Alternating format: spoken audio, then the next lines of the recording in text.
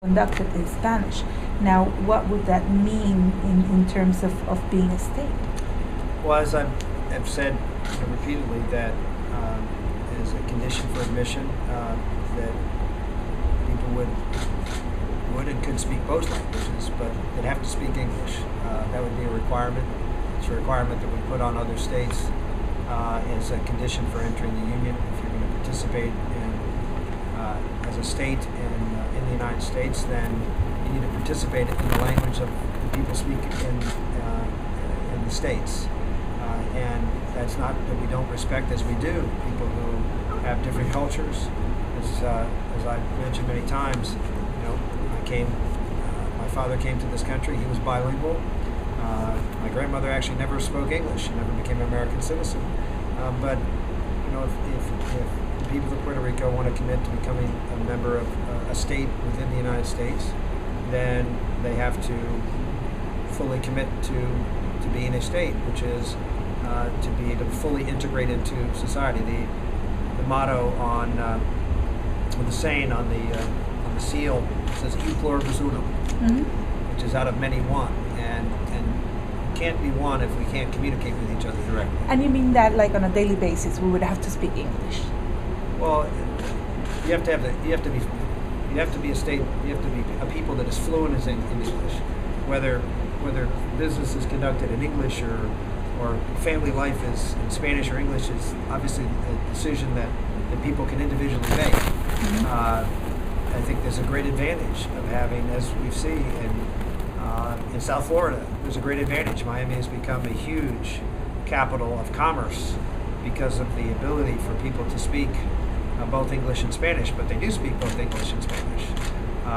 And it's vitally important that the people of the island are given the gift of English. It is the language of success in the United States. It is the language of commerce and the largest economy in the world. And we are not doing anybody on this island a favor by not following the law, which is that this is a society that will speak English in addition to speaking Spanish. And so I understand people see this as a barrier. I see this as an opportunity to improve the economic life of the people on the island and to improve their educational capabilities and their ability to be able to provide for themselves and their families. Do you believe a fully bilingual state can be part of the union? Well, I mean, in a sense, Hawaii is that. I mean, Hawaii came in, and my daughter's out there right now, and she is communicating to me in Hawaiian. She's learning all sorts of language, the native language in Hawaii. Right. And obviously, Hawaii is a very small, unique culture, which we fully accepted as part of this country. So what would be the difference in terms of where do you draw the line in terms of language?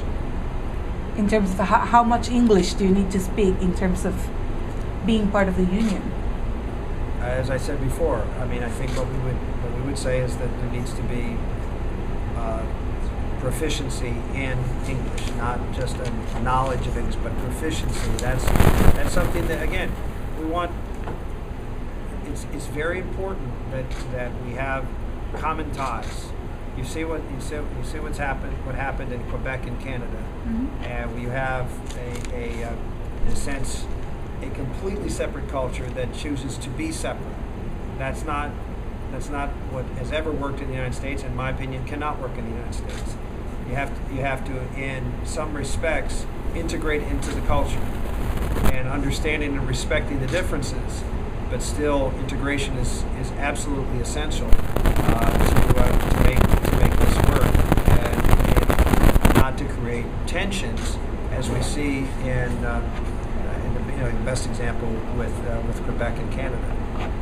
And that's just a conscious decision that the people on the island have to make. Right. And I think what you probably find, I suspect, that the vast majority of parents want their children to learn English and be proficient in English because it's an opportunity for them to be have much more economic opportunities, as well as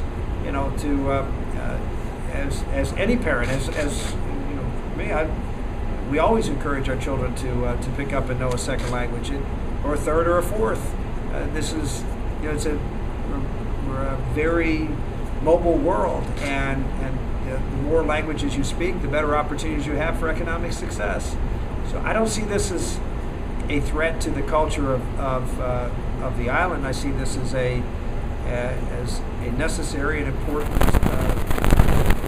step to affirm your commitment to fully integrate into American society as a state, and a tremendous opportunity for people here on the island who, in my opinion, have been denied a lot of economic opportunities because the government has not emphasized the importance of English that is, my understanding, required under the law in the first place.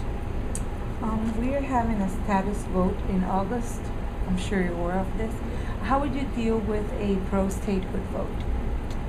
I think, as I've said earlier at the press conference, I think the vote would have to be a strong one in order to get Congress. You mean the second vote? There are two questions. I would like you to address the first question and then the second question. You asked about the pro-statehood vote. Right, but I mean there's a status vote. Right. There's a first question asking about the status we already have, and then there's a second question for the voters to choose. The one that, as far as I'm concerned, that matters is the percentage of people who would like to see statehood. Okay. I mean, the fact that people don't like the current status, if the majority want independence, then obviously that's not going to speak well for having Congress move forward and acting to move that process forward. So to me, the vote that matters is the vote that says we would like Puerto Rico to become a state. Okay.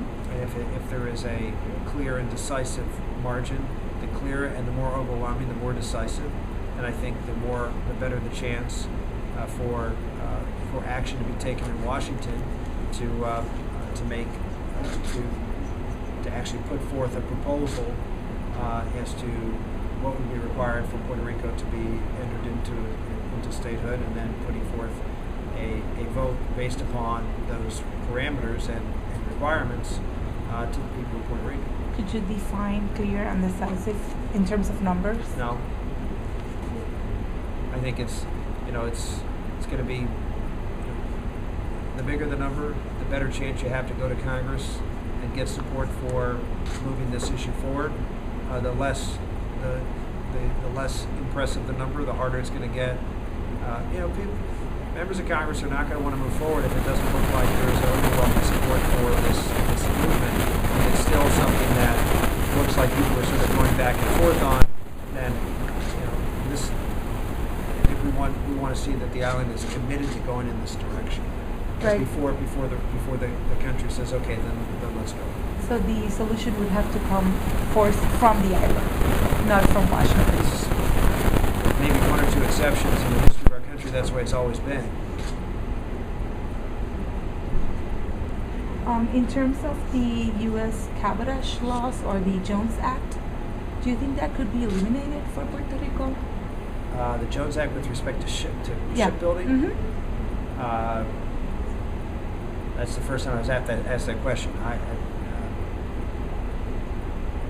I haven't really thought about it, to be very honest with you. So I'm going to sort of withhold judgment. I'd like to actually know more about what the impact of the Jones Act is on Puerto Rico at this point. I'm not familiar.